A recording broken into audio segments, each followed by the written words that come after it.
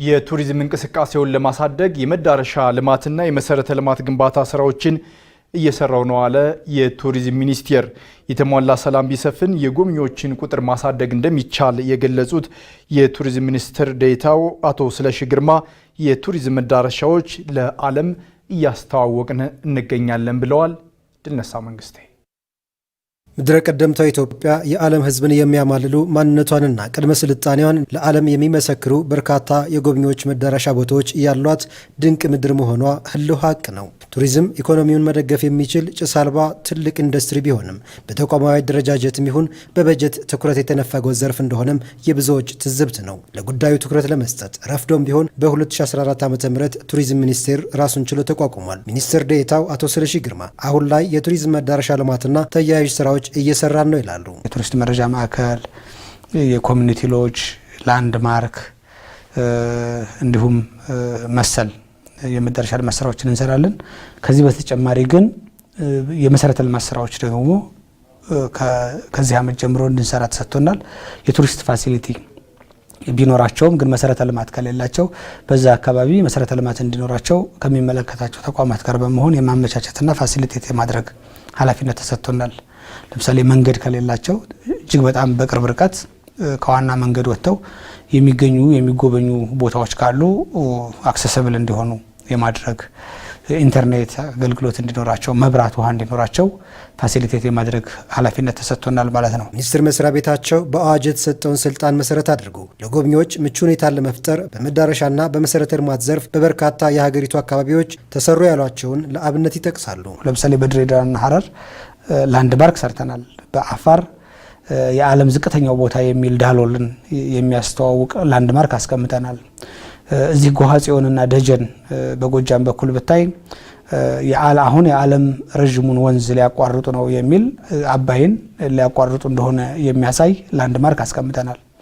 እንደዚህ ከላንድማርክ ጋር ያደረግናቸው ጥረቶች ናቸው። ለቱሪስቶች የጉብኝት ማዕከል የሚሆኑ ለምሳሌ በአማራ ክልል ሰሜን ተራሮች ብሔራዊ ፓርክ ውስጥ የቪዚተር ሴንተር በተለያየ ምክንያት ትንሽ የዘገየ ቢሆንም የቪዚተር ሴንተር ግንባታ ጀምረን ከ65% በላይ የተጠናቀቀ አለ።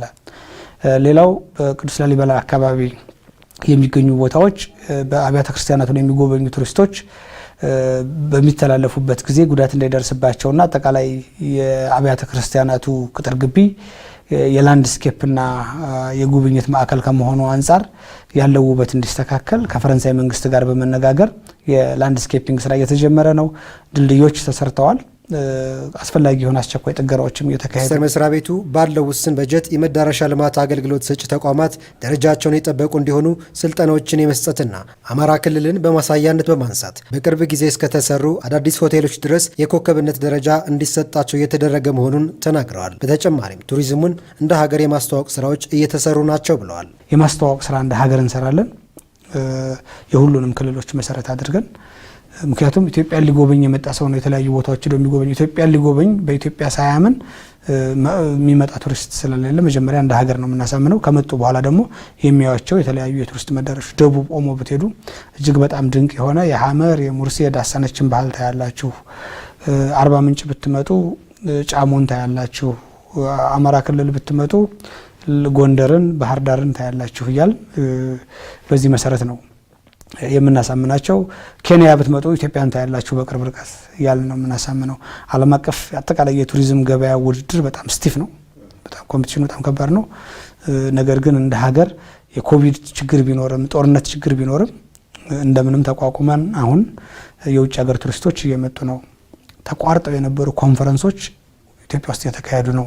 ኤግዚቢሽኖች ኢትዮጵያ ውስጥ እየተካሄዱ ነው። በተመሳሳይ አይመጡም ተብለው የሚታሰቡ ሩቅ ሀገር ጎብኚዎችም ጭምር እየመጡ ነው። የሀገር ውስጥ ቱሪዝምን በዛው ልክ የተንቀሳቀሰ ነው ማለት ነው። ሀገሩ ከዚህ በላይ ሰላም መሆን ከቻለ የተሻለ የቱሪስት ቁጥር እንጠብቃለን።